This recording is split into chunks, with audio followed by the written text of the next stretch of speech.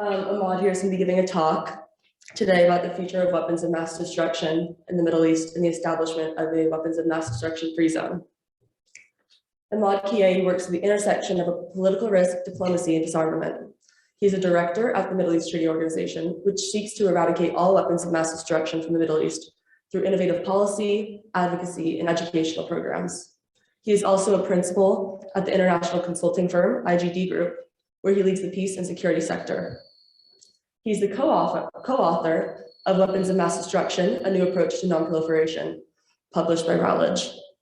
He lectures on security and disarmament issues at various academic and policy institutions.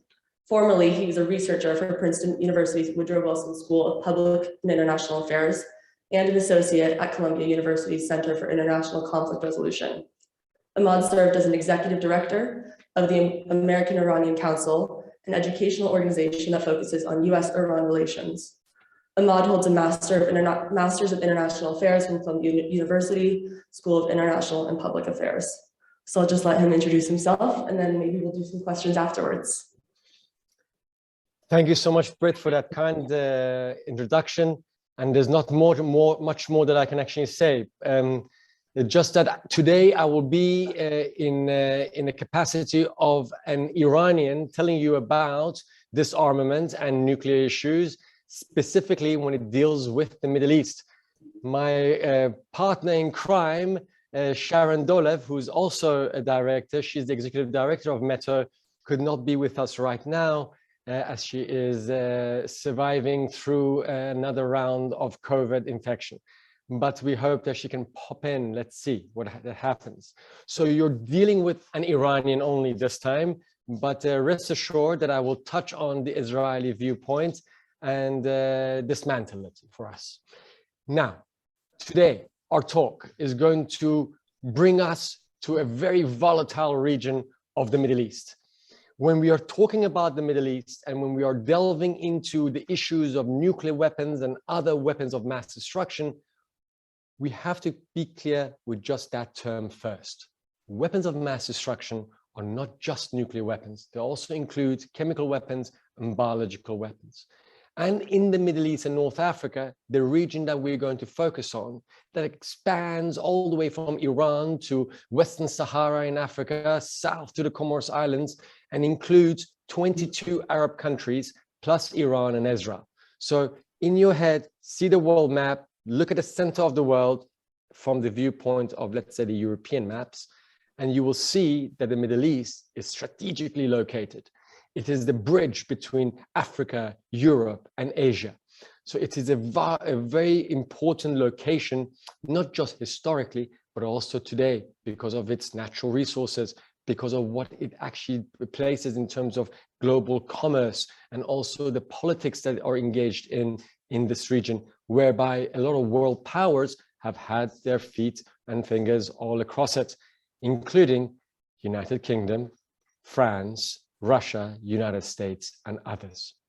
We will discuss the role of world powers in the region in a second, but let me begin from just giving us an idea about what is happening in this region in terms of weapons of mass destruction, non-proliferation, and proliferation. Non-proliferation means to make sure that we don't have these weapons spread, and proliferation basically means countries that are seeking or possess such weapons. We are lucky in some ways that the Middle East has only one nuclear weapon state, and that's Israel.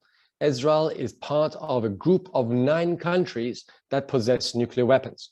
Now, let me quickly run you through what those 9 countries are. You have United States, Russia, France, United Kingdom, China, North Korea, Pakistan, India, and Israel. These are the 9 countries. So in a way, when we're looking at 195, 6 countries around the world who are recognized by the United Nations, 9 countries don't seem much. But those 9 countries possessing nuclear weapons put all of us at risk, because if there is a nuclear war, and if you look at what's happening in the news today between Russia, NATO, over Ukraine, you'll see that if there is an eruption of war, is going to be between nuclear weapon states. Now that can cause catastrophe, Armageddon, on magnitudes we have not seen before. Because the whole idea of stopping the spread of nuclear weapons came about once United States used it on Hiroshima and Nagasaki in Japan near the end of the Second World War. Since then, the discussions have been, how do we make sure that these weapons do not get into the hands of more and more countries by creating the conditions for possible destruction of our species and the environment as we know it. And that is why negotiations and discussions were pursued to establish what is then became known as a Nuclear Non-Proliferation Treaty. Now, that treaty is an international convention based on law that then makes sure that countries do not build nuclear weapons, but in return have access to peaceful uses of nuclear technology. But there was another bargain there. And that bargain, when it came to effect in 1970, this treaty, was for those nuclear weapon states, those big five that I mentioned first, was that it is for them to start the process of dismantling their nuclear weapons. Now, the other four, North Korea, Pakistan, India, and Israel, are outside of this international convention. And that is why it's extremely difficult to have any legal grounds to be able to convince them to disarm. But we will get to that in a second, and focusing again on Israel. Now, we know 9 countries have nukes. There's an international legal treaty that is trying to prohibit the expansion and spread of these weapons. Some have joined it, some haven't. And we know that these weapons can be catastrophic. So when it comes to the Middle East, as I mentioned, only Israel has got nuclear weapons. Now, but you keep thinking in your head, but I've heard a lot about Iran. Iran is going to have nuclear weapons.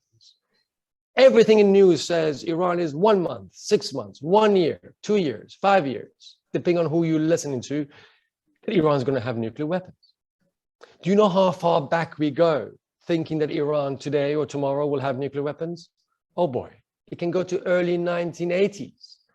And we can hear the one country that has nuclear weapons in the region, Israel, always pointing to Iran and saying that country is going to build nuclear weapons. And you know what they're going to do when they have nuclear weapons? They're going to destroy us.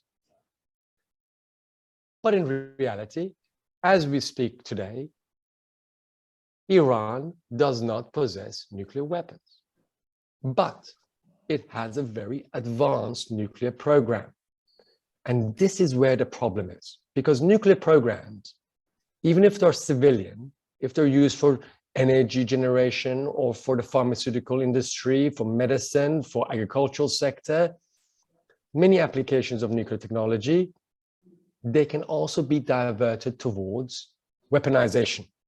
Now, as an Iranian, I will not go into detail on how to build a nuclear weapon for my own sake, but I will give you a crash course on how you build a nuclear weapon. You didn't hear it from me. So let me just quickly run you through this. There are 2 pathways towards a nuclear weapon. One is known as plutonium track. One is known as a uranium enrichment track. Now, uranium is like any other element on a periodic table. You can find it. It's got a little U on it.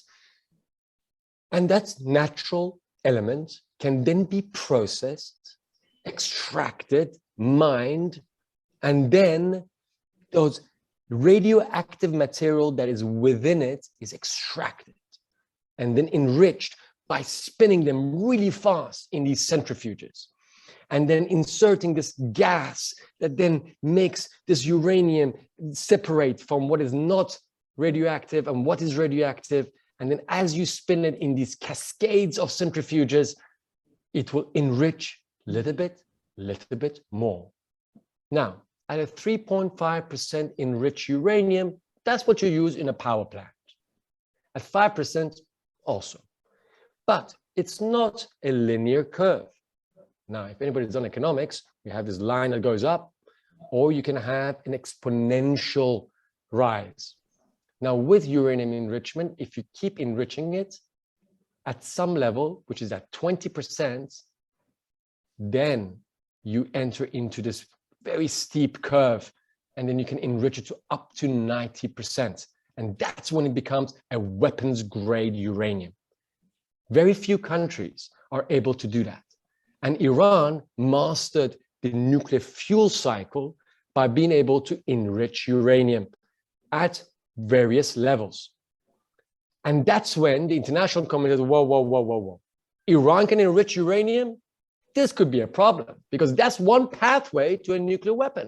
If Iran decides to enrich at 90% and then find a way to take that really radioactive material and then put it onto a warhead, oh boy, Iran's got nukes. So how are we going to stop this?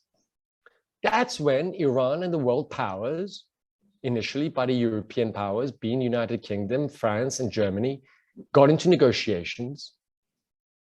But those negotiations in 2005 ended with no deal.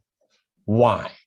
Because then the US President Bush was high on his invasions and occupation of what was going on in the Middle East, may that be in Afghanistan or Iraq, and thought, we don't need a deal. We're coming for you next, Iran.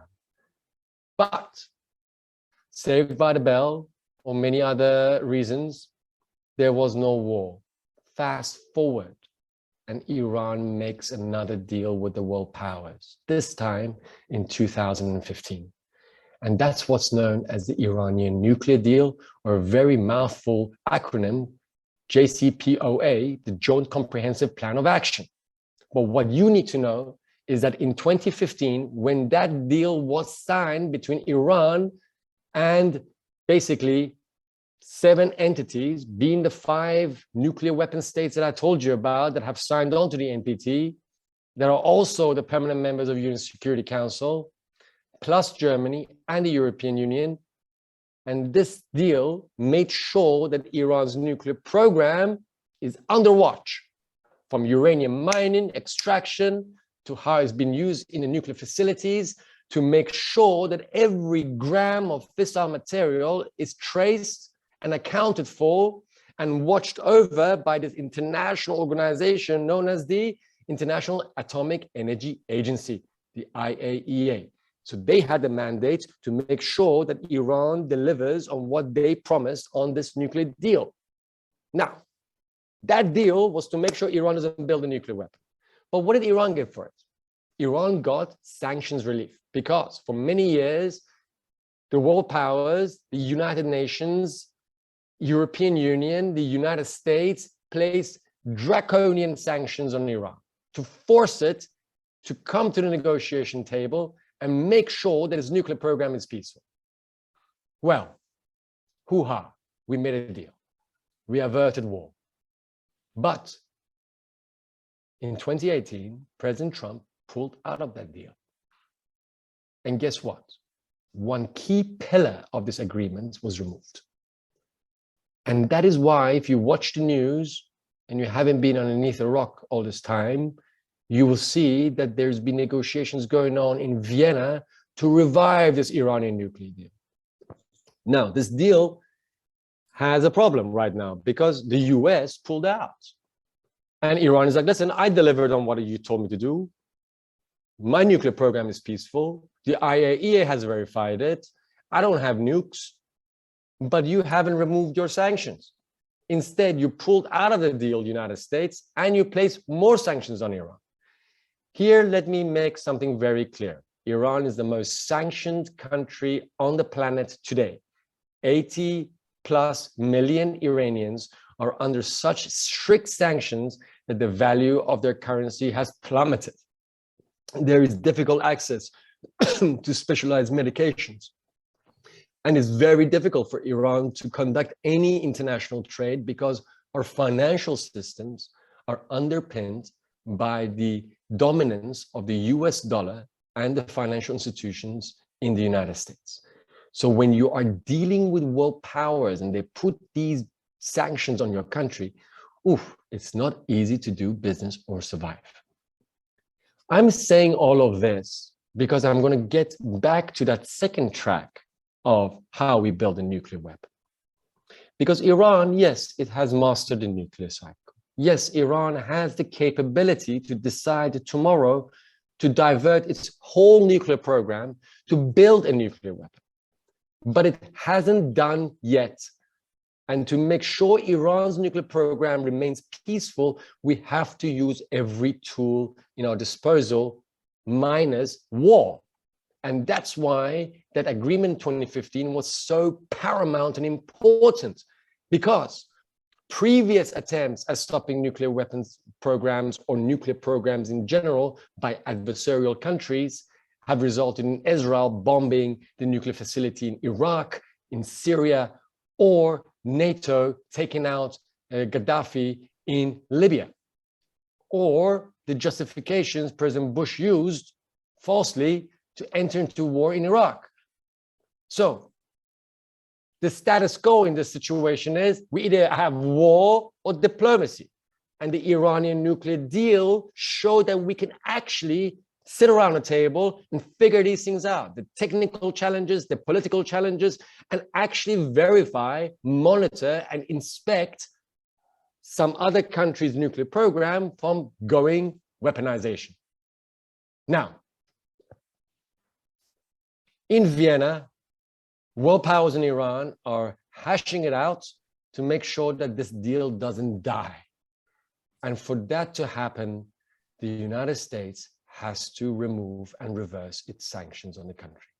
It has to put a stop to the current policies of coercion, pressure, and ultimately what has become a green light to other entities, to other governments on assassinating Iranian nuclear scientists, taking their military generals out, may that be assassination of Soleimani in Iraq by the Americans, or sabotaging through cyber sabotage that we have seen previously, what is known as the Stuxnet virus, where it took those centrifuges. Remember I told you they're spinning with fissile material in them, radioactive material. This virus infected Iranian nuclear facilities and spun this centrifuges out of control. So now we know cyber warfare, assassinations, sabotage, sanctions, all of these things are under Iran to make sure that Iran somehow makes it clear to the world that it doesn't have nuclear weapons. What's happening on the other side? We have Exhibit B, Israel. What's happening there? The Israelis have nuclear weapons. We know this through whistleblowers, through declassified top secret documents from the US and elsewhere that shows us that the same world powers that today are lecturing Iran and putting all these pressures on Iran over its nuclear program, will not only turned a blind eye to Israel's nuclear program, but they assisted it in building its nuclear weapons. Yes, I'm looking at you, France, and a little bit UK, Germans too. Who knew? Even the Norwegians. And don't forget, the Americans had their hands in this too. Now there, the French built what is known as a reprocessing plant underneath, deep down, Israel's Dimona nuclear reactor. Now, that reactor was supposed to be civilian, and it is. But that reprocessing facility, what does that even mean? That means when the nuclear plant makes nuclear waste, that really horrible stuff that doesn't die, that is polluting our environment, when you take that nuclear waste and you reprocess it, then you can extract from that, sort of recycling of this nuclear waste, what is known as plutonium. Now that plutonium, once you take it away from the other gunk, it's already weapons grade plutonium. And you can build your nuclear weapons that way. Now that's what the Israelis did. So they couldn't do it alone. They did it with the help of the West and other world powers. And they remain the only nuclear weapon state in the region today. So we have two key points and examples on how two countries are treated very differently over their nuclear program. And that, mind you, is based on geopolitics, is based on power, alliances, and what ideology or doctrine you follow as a nation state. We will not delve into that right now, and I will leave that for the Q&A, hopefully, to bash the Israelis a little bit more, the Israeli government. Always remember, let me be clear for myself and for you, that when we're talking about these places and these decisions to build nuclear weapons or not, or to apply sanctions or not, it is not Israelis and Iranians.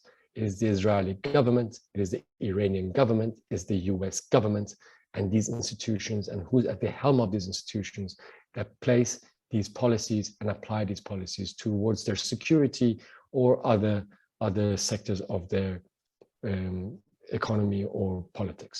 So let's make that very different. But I want to bring us to something more hopeful. So now we know there's two ways to build the nuclear weapons. Don't advertise that too much.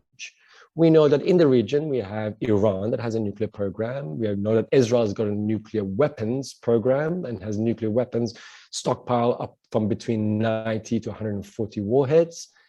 And we have other countries in the region who are also pursuing their own nuclear programs. May that be the United Arab Emirates, may that be Saudi Arabia, Jordan, Egypt, and others. And as more countries join this nuclear club, the higher the risk is that there's a possibility for them to divert towards weaponization. That is why it is my personal belief, and of those of my colleagues at the Middle East Treaty Organization, that in essence, we don't need nuclear energy or nuclear weapons for that matter. That there's so many other ways that are much more cleaner, renewable, and abundant in our region that can provide us the needs that we want, that we're seeking through nuclear energy. And there may be solar, wind, and other much better renewable energies. So we don't even advocate for nuclear energy at all. Now, there is some applications of nuclear technology which can be very useful for medicine, for agriculture, fine. But it must be very limited to that domain and not expand into this massive money-wasting plants and projects that create basically these radioactive waste that to this day we don't know how to get rid of and can continue to pollute our waterways and our soil if we want to even dig it in a hole. And we have seen accidents from Fukushima to other places where it really shows us that once things go wrong with nuclear energy or nuclear weapons, the devastation and the cost outweigh anything else that we've been facing. So with that, what's for the future? What are we going to do? Because that's what we hear, no? Don't be hopeless. There's a lot we can do. And that's where the Middle East Treaty Organization comes in. We have a grandiose vision of a region that is prosperous, peaceful, secure, and one that can then propel the whole region to be an example to the rest of the world and how we can be an epicenter of new ideas, bold ideas, and practice that can basically save our humanity. At the same time, our region is also the problem. We can also explode. And I'm sorry to say, even though you guys may be in an island, you're not that far away from the Middle East when things go wrong. So what are we going to do about it? How do we create a world free from weapons of mass destruction? We have started in our region. You got to do your work in your region. But let me tell you what's happening within METO. We have a very simple idea. There's this thing that is decades old, known as a weapons of mass destruction free zone in the Middle East. The idea originated from building a nuclear weapons free zone, including all these 24 countries that I told you that encompass the Middle East and North Africa, but then expanded in 1990s to include all weapons of mass destruction. Now, those negotiations are actually happening today between these countries and world powers within a building in New York called the United Nations Secretariat Building. And there, every year in November, they are negotiating on how do they achieve a legal treaty text that then says, all right, none of us are going to build this stuff. We're going to get rid of it if we have it. And we're going to make sure that nobody has it by putting inspections, monitoring, and verification in place. A lot of those things that we can use from other agreements, such as the Iran nuclear deal. Middle East Treaty Organization assists this process by making our own draft treaty. Listen, if they can write it, we can. And if we attempt it, we can move faster than governments because we have access to amazing experts, advisors, legal practitioners, those who have been campaigning on disarmament for decades. And we bring in all these amazing minds together and we've made a draft treaty that then we give it to governments, say, use it, don't use it, but look at it. Now, what we have found out is that we do move faster than them. So when we make our draft treaty and we just call it a draft because it's a draft, things change. You know, it's the Middle East. You never know what's happening tomorrow. We change it in accordance with what's happening in the region. We feed it to these governments and then they negotiate with their peers in these rooms in the UN. That's one way we're going about it, getting the governments on board. But we also do it through education because if you don't know about it, you won't do anything about it. That's why we're here tonight. So we know what the hell is going on in the Middle East and what is happening on the issues of disarmament and security. Because we believe that through education, outreach, and public campaigning, we can get everyone on board because all of you have a say in this. All of you can do something about this. Look at Brit. She's part of the METO. She's doing great stuff. And she's learning a lot through this process. She can even talk about WMDs in her sleep. Who knew? So this is where we want to get to, because we don't want 9 countries in the world to hold us hostage because they've got nukes and they can destroy themselves and us and everything in between because their leaders decided to. That's why we have to take back our power that we have given them so voluntarily and say no more. And we're going to fight back in every means possible, non-violent, preferably, and democratically, and put an end to this idea that nuclear weapons or other weapons of mass destruction provide these governments security. It doesn't. So we're doing it through political engagement and advocacy. We're doing it through campaign. We're doing it through education. And beyond that, we do publications and other activities like this event tonight. And I call upon you all to at least find out more about the Middle East Treaty Organization and how you can get involved, because with every one of us joining this fleet, this army of those who are seeking a weapons of mass destruction free zone in the Middle East and by extension around the world, we can remove one existential threat to our species, because we have other things to be worried about, may that be the climate emergency that we're facing or other catastrophic things that are down the line. With that, I'll make a quick stop and I'm looking forward to our conversation. Okay, so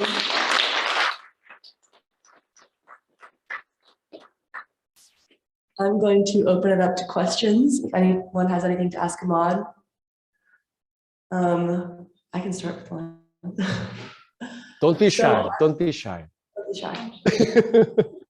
Well, I'm going to start talking about the Treaty on the Prohibition of Nuclear Weapons, which originally was the first meeting party was supposed to be happening next month, but it's been postponed till July. What do you think is going to come of that, or what are you hoping is going to come of that? Well, thank you so much, Britt, because what you just pointed out, remember I was talking about the NPT? Now that thing is old. It's from 1970. But you know what's the new thing in town? It's the TPNW, the Treaty for Prohibition of Nuclear Weapons, otherwise known as the Nuclear Ban Treaty. Now, what does that do? Now, that beautiful piece of international law that was passed and came into effect in January 2021 makes nuclear weapons illegal. Ha ha! So we have a legal basis to take countries who have nuclear weapons and say, excuse me, under international law, you can have it.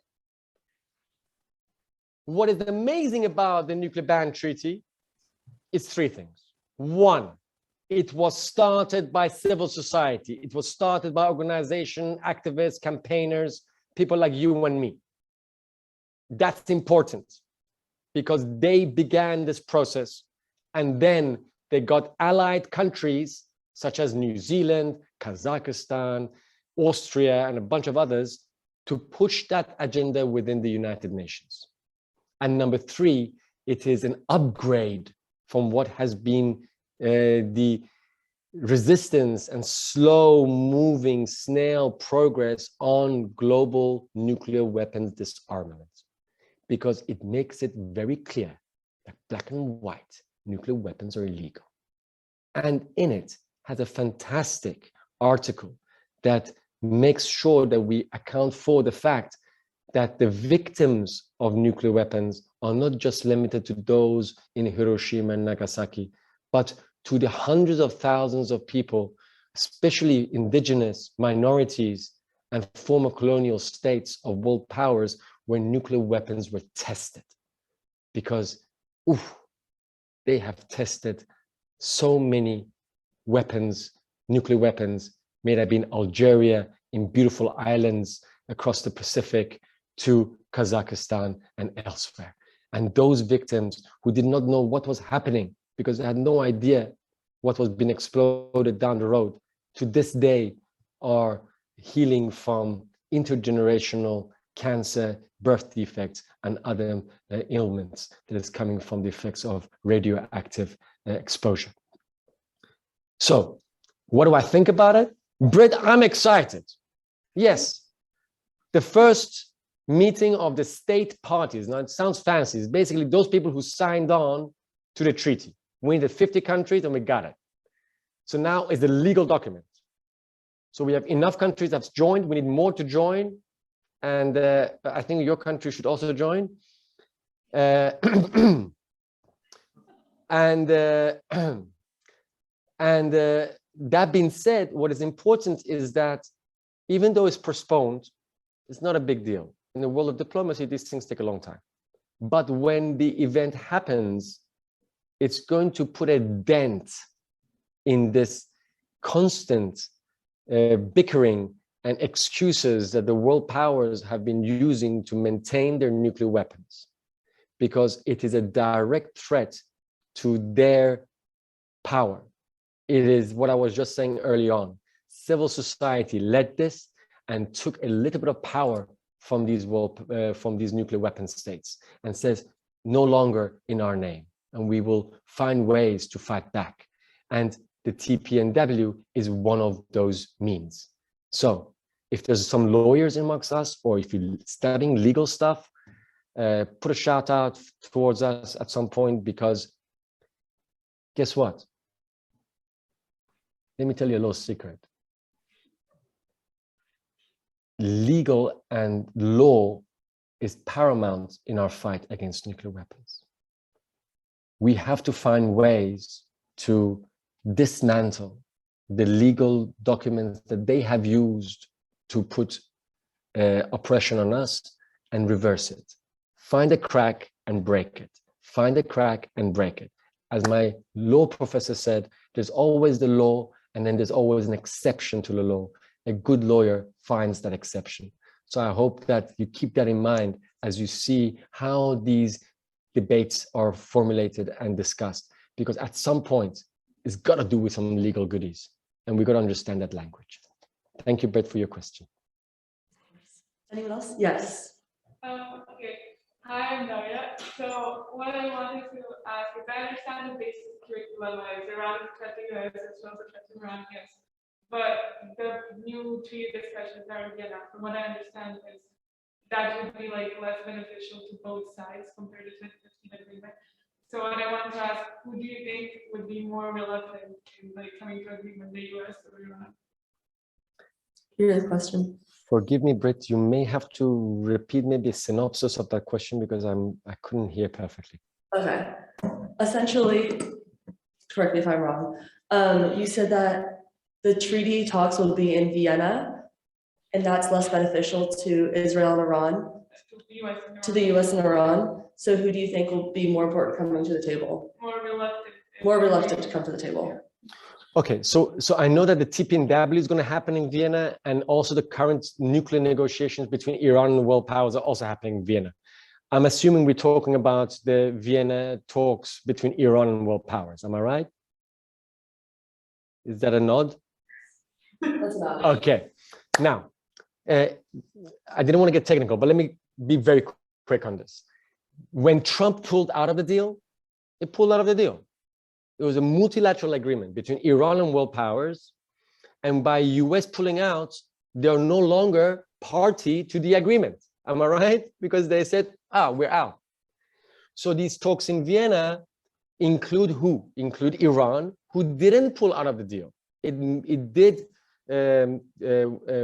start to renegade or move back on its commitments on the agreement, but that's in response to what they saw from the Americans and Europeans. But the nuclear deal that was signed between Iran and world powers today excludes the United States because they pulled out in 2018. That is why the negotiations in Vienna, the 8th round of negotiations are happening, while they're all in the same city of Vienna, the United States in a different hotel, and then the rest of the world, that being Russia, China, UK, France, Germany, and the European Union, and Iran are negotiating on the other side. But in reality, the problem is we need the Americans on board and we need the Iranians on board. So indirectly, they're negotiating. And they're using the Europeans as sort of like a bridge. But ultimately, what they are trying to agree on, the news and all this stuff makes it complicated, but it's not that complicated. It's basically, listen, we have a deal. We have a deal. It was signed in 2015. We know what it involves. We know what everybody has to do. And what they're negotiating today is like, how do we get the Americans to backtrack on these sanctions that Iran is saying that you were supposed to remove once we signed this deal? You're the one who's breaking the deal. So Iran says, listen, I had no choice but to enrich more. I had no choice but to build more in centrifuges. But if we can go back to the deal and you remove the sanctions, we're happy to reverse our nuclear sort of advancements. That's what's being negotiated today. And let me tell you at least something from what I can hear from some characters in Vienna, is that we are very close to a deal. But what makes it complicated, again, is legal. Because guess what? The US president can make a deal, but Congress wants to have a say. Oh boy. And in Congress, we have a slight issue. Do you know what the issue is? Those Congress people, they do not want this deal to survive. Why? Because who's opposing this deal? Why wouldn't anybody find a value in a deal that stops Iran from building nuclear weapons and then you remove sanctions so that Iran can breathe? Oh, there are three characters that don't want Iran to breathe. One is the Israeli government, because they see Iran and Iranian government as a direct threat to their security. Number two, Saudi Arabia and other very wealthy Persian Gulf countries, such as United Arab Emirates, who have a geopolitical rivalry with Iran. And third are those hundreds of lobbyists walking around in Washington and in London representing the military-industrial complex. That is not a joke, because when there is peace, it's not good business for weapons producers. So that's why they constantly need a boogeyman to ramp up their profits. If you don't believe me, look at the 5 top weapons producers and exporters in the world. And ironically, many of them are private corporations, including Boeing and others. And look at their share prices. They've gone up astronomically, 1,300%, 2,000%. Since when? The war on terror, 2001 onwards. So there's a lot of people who are making money from war, and nuclear deals and peace deals are never good for business. So keep that in mind when you hear the opponents of diplomacy, negotiations, and finding a better way, and not through a barrel of a gun. I hope that answers your question. Anyone else have any questions? Yeah, Uh, maybe you kind of on so I can hear you if you. I'll just telephone with you. Okay.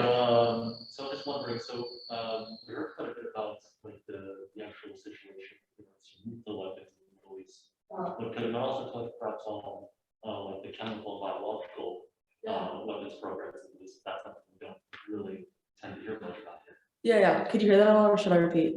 Please repeat just to make sure that I don't get anything wrong. Okay. He was wondering if you could talk a little bit more about chemical and biological warfare and weapons in the Middle East, not just nuclear, because we are focused kind of on all weapons of mass destruction. Perfect.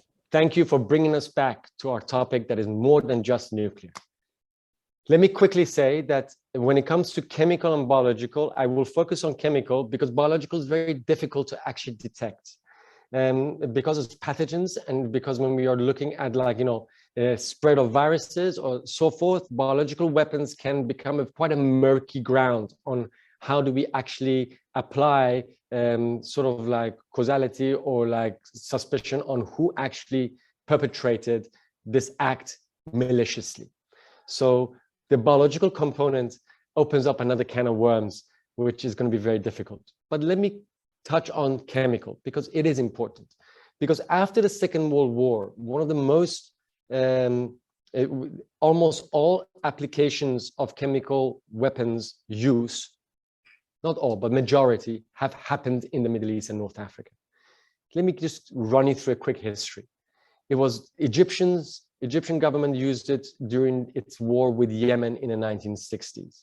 It's been used, chemical weapons were used by Saddam Hussein of Iraq during the Iran-Iraq war on its own population of Kurds and also on the Iranians from 1918 to 1988. You have the use of chemical weapons currently and recently in the civil war that is happening in Syria on multiple cases. And it depends on how you define chemical weapons or what you use for chemical weapons. The Israeli government has also been accused of using white phosphorus in highly populated areas in the Gaza Strip in their war with Hamas on multiple occasions. So there are some clear examples of chemical weapons use in the region. And that is why when we are looking at a WMD-free zone in the Middle East, yes, we do focus on chemical weapons as well. And how do we stop it? Again, we fall back on a few avenues. One being, whereas in the nuclear domain, we have the TPNW and we have the Nuclear Non-Proliferation Treaty, within the chemical domain, we have the Chemical Weapons Convention. Now, that convention, again, is another international legal instrument that allows for the eradication and stopping the proliferation of such weapons. But chemical weapons in the region, not just on their use, but in terms of the countries who have committed to not use chemical weapons, here again, we have some issues. There are some countries who haven't signed on to these conventions. Again, on top of that list is Israel, Egypt, and a handful of other countries across the region who not only have not signed, but have not ratified. The difference with that is that you can sign a treaty as a government diplomat in New York or in Geneva, but then your institutions such as your parliament and your own government has to actually then fuse it with the national law. That's why it's called ratification. So it ratifies it within the country. That again is being limited. But there's again some good news that while many of the countries in the region have signed and ratified Chemical Weapons Convention, the fact of the matter is that there is movement in after the crisis in Syria. Syria has joined, even with some limitations and some further eruption of chemical weapons use, but at least it has acceded and joined the CWC. We see that Egypt will sign on if Israel moves more closely towards eradicating its nuclear weapons and signing to other WMD conventions such as the NPT. Chemical weapons use in terms of its impact, in terms of its sort of like casualties and so forth, yes, it is less than nuclear weapons. but it doesn't mean that it's not important, because as we speak again today, the victims of chemical weapons are continuing to struggle with high rates of cancer, of huge respiratory issues that they are facing decades later. And within METO, we have a fantastic sub-project that has been led by one of our other university network individuals, Ayushi, who's looking at the humanitarian consequences of chemical weapons use in the region and identifying these support groups and other NGOs that are representing individuals that have been a victim of such weapons. So we're actually mapping it out now, and we want to give more voice to them because we believe that the human example and experience is extremely powerful to showcase what these weapons are and our horrible, terrible impact that they have, not just on us physically, health-wise, but also on the environment around us. So that being said, yes, we do still focus on that. And ultimately, for a WMD-free zone to be established in the Middle East, all countries, all 24, will have to sign on to all of these conventions. That includes the Chemical Weapons Convention and the Geneva Protocol that was the first time talked about the use of chemical weapons in the First World War. In 1925, it came into effect. So the discussions over chemical weapons are almost a century old. Anyone else got any questions? Did that answer your question first? Okay, cool. Yeah. What leverage do you think Iran has to bring the US back to the table for a new Iran nuclear deal they didn't have back in 2015, or that could have changed since then? Do you hear that question or? Wait, I'm always at your mercy to tell me for sure. Okay. He asked, what leverage do you think Iran has over the Americans bringing them to the table since they've left the deal in 2018, or what's changed since 2015? Great question. Iran, technically, if you view Iran as a mid-sized country, its economy is the size of maybe, I don't know, Texas. So like doesn't really have sophisticated weapons compared to the United States, which is the largest military in the world, the largest economy in the world, has 750 military bases spotted all around the world. It has influence on every key government around Iran. It has been to war on Iran's neighbors, may that be Afghanistan or Iraq, has the largest naval base. Just, pop over to Persian Gulf and you'll see it in Bahrain. So yeah, what does Iran have? It has three things again. Number one, in the region, I'm not talking about between Iran and the United States. In the region, Iran is a large country. It has a lot of influence through its proxies or alliances that it has built, mostly non-state actors. May that be those ones that are surrounding, guess who? One of the closest allies of the US in the region, Israel. Iran is very close to and allied with the Syrian government, with Hezbollah, who is a military group in Lebanon, with Hamas in the Gaza Strip. So Iran has the means to, let's say, put the pressure up in terms of the heat in the region. It has enormous influence and entrenched alliances with the government in Iraq. And so that being said, Iran also has a lot of influence in the region. Now that can cause a lot of headaches for the US and its allies. And therefore the US sees somehow solving the nuclear deal, solving the nuclear issue as a way to bring Iran closer to other conversations on regional security, on bilateral agreements between Iran and its regional rivalries such as Saudi Arabia and others. Because for the US, the Middle East is a security headache, and it has right now bigger headaches to deal with, and that's the rising China and right now what it's facing with Russia over Ukraine. So it's getting distracted. There's a lot of things happening around the world, and US wants to disengage from the Middle East. And for doing that, it needs to have Iran more cooperative.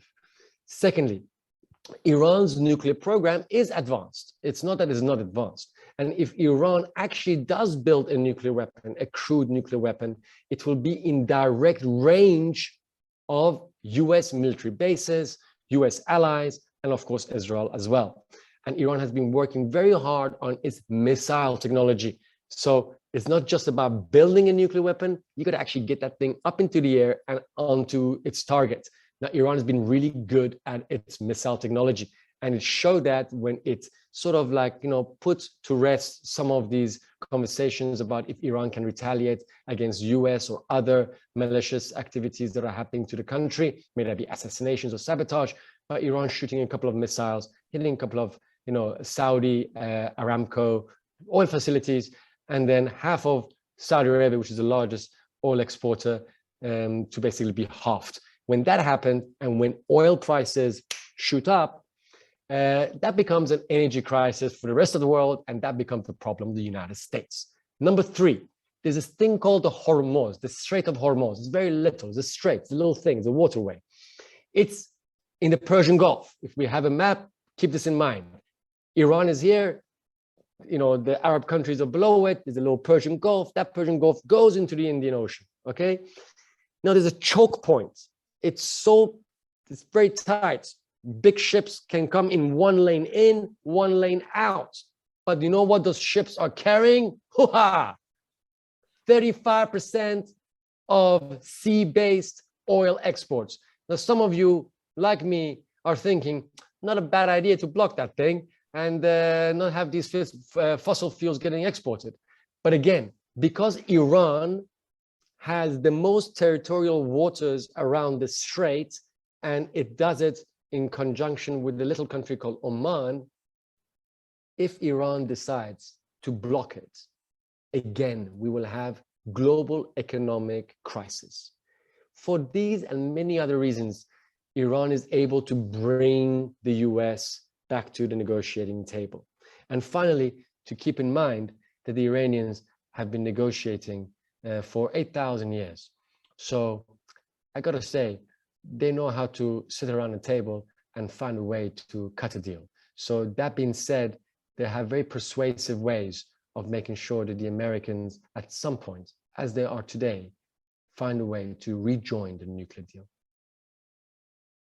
Good. Did that answer your question? Cool. We also have a question in the chat from Janine, so I'm going to read that.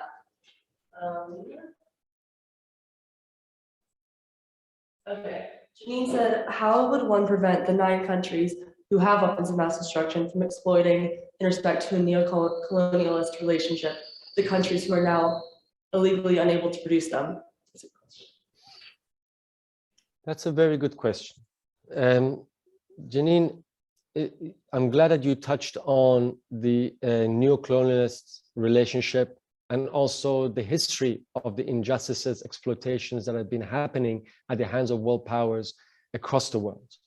Those 9 countries that we talked about, well, technically only a handful are going to be the world powers who have oversized influence on the international arena.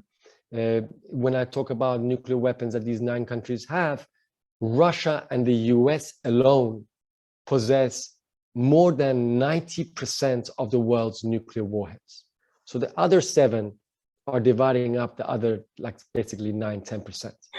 So when we are talking about what does that mean in terms of exploiting and forcing other countries from not producing it, well, we have been seeing that being played out by the world powers. May that be again through making sure that countries that they see as adversarial do not get access to the technologies or the know-how to build such weapons of mass destruction. But at the same time, we also see that once they are your allies, that the same relationship can be exploited to providing you the means to build these weapons of mass destruction. May that be the Germans who provided Saddam Hussein with the initial material for the Iraqis to build their chemical weapons, to the French who built the reprocessing plant very knowingly for the Israelis that they're going to build nuclear weapons from that. So it can swing either way. But what we now know is that with the passing of the TPNW, of the Nuclear Ban Treaty, it is not that these 9 countries can use their power on exploiting their relationship with others, but rather that there is a new sense that in a multipolar world, that as a collective effort of countries coming together to announce and to advocate for the illegality of nuclear weapons, collectively they're becoming a much louder voice, one that cannot be avoided.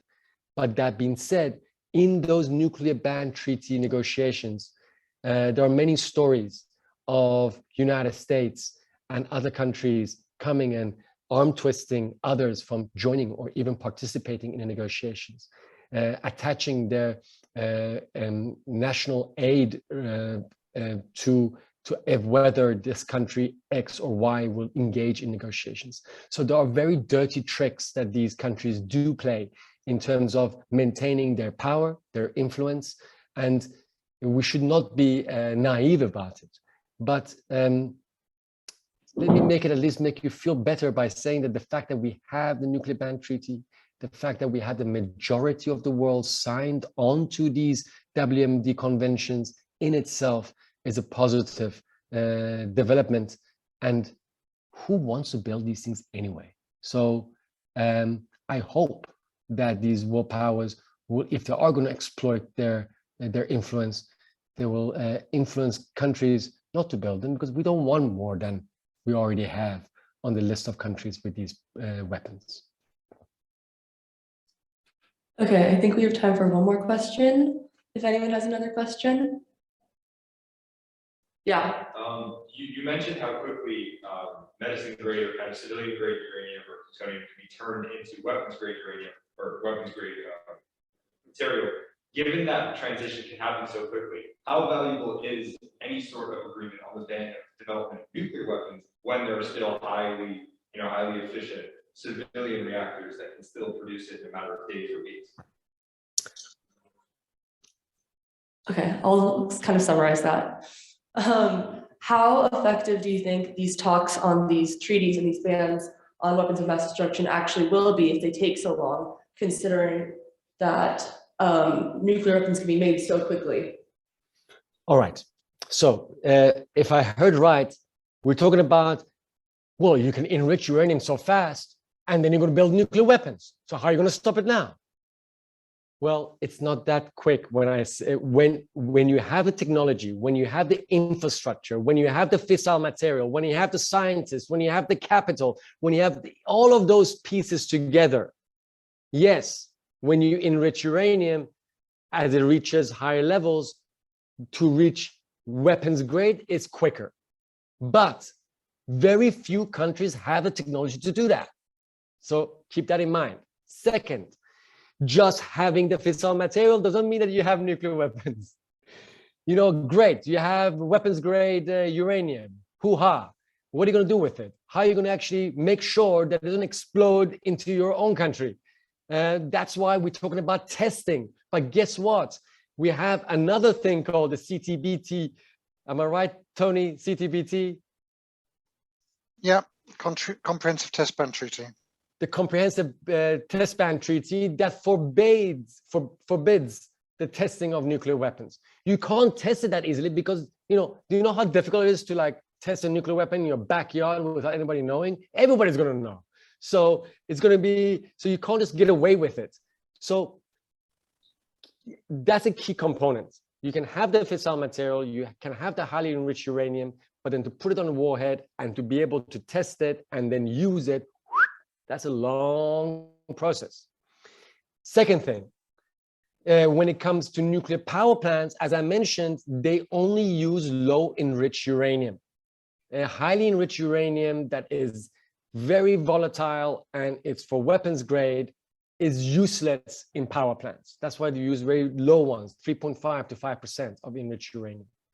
There's only few examples of the use of highly enriched uranium that can be applied to non-nuclear weapons applications, and that's for the fuel that you need for submarines, for submarines that, you know, are underwater for, I don't know, 15 years or something like that.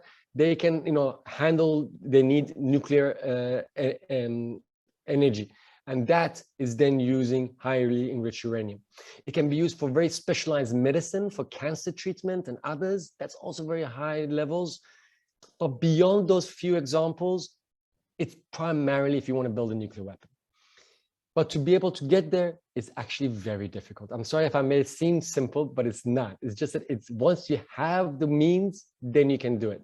Now, when we're talking about how many countries have the capabilities of doing that, it's really maybe a dozen or a little bit more that can actually enrich to those levels. And we can trace a lot of these materials. Why? Because they're radioactive, for heaven's sake. You can, you do like geothermal mappings from satellites and you see this bright thing sticking out. Yeah, it's fissile materials there. So that's another ways of us being able to monitor where these materials are traced.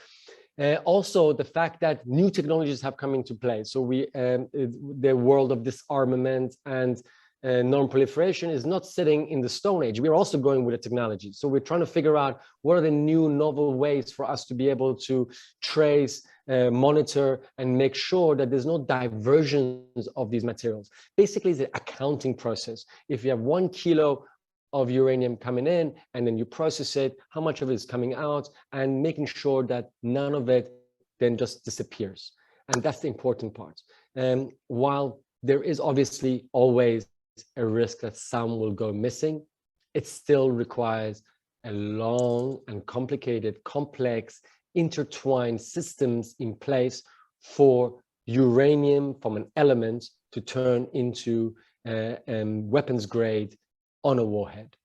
So I hope that helps out in the sense that negotiations are slow, but so are the complex systems necessary for these things to be built. Can I answer your question? Yeah. Okay, great. So I think we're running out of time.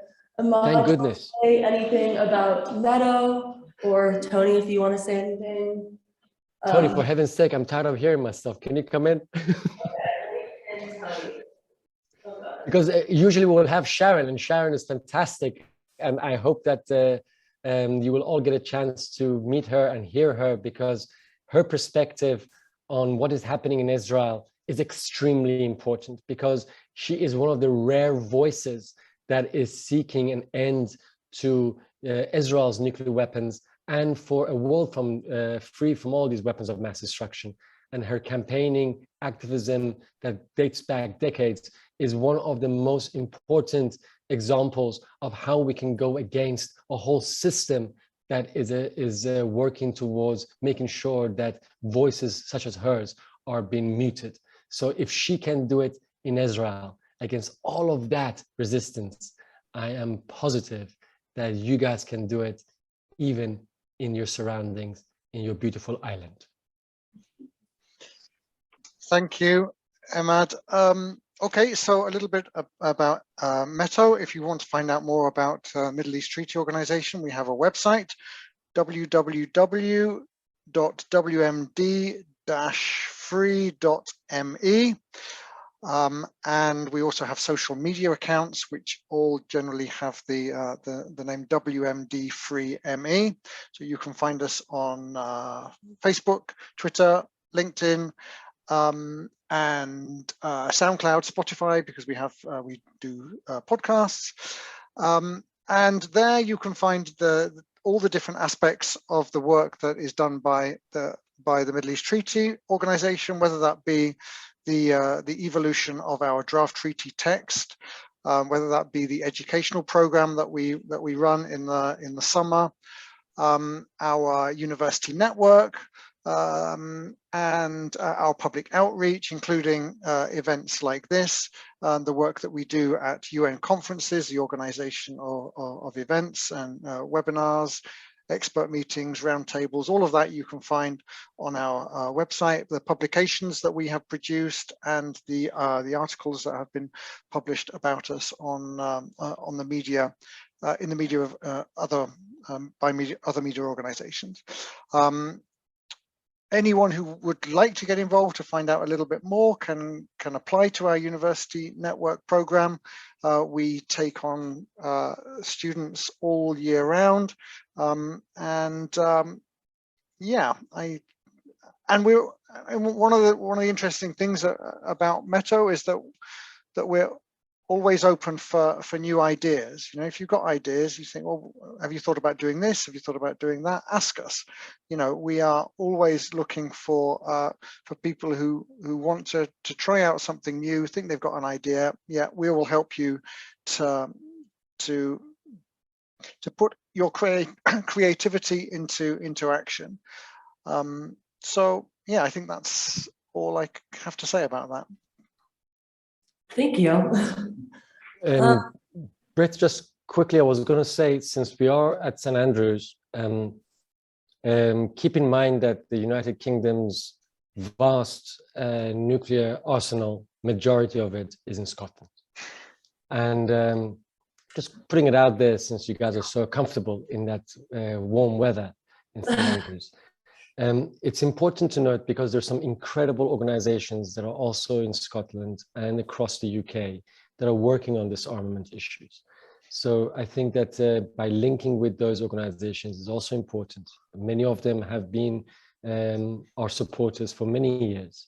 And so that is important, so that you guys see that it's not just about the Middle East that needs to get rid of these weapons, but it is important that we go closer to home and to find the ways to resist the current policies of the United Kingdom for upgrading, modernizing, and making these weapons even more lethal, and to place it in such close proximity to your wonderful university.